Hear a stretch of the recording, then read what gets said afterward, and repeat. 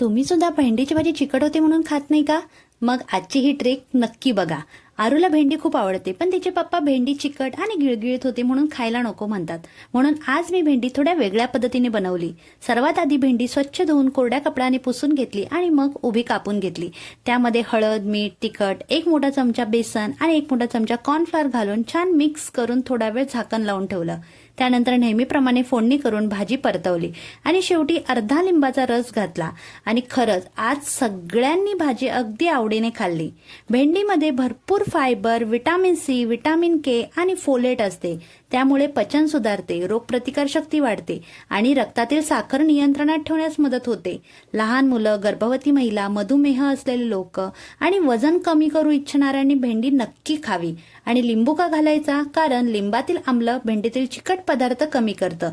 त्यामुळे भाजी मस्त खमंग आणि नॉन स्टिकी बनते.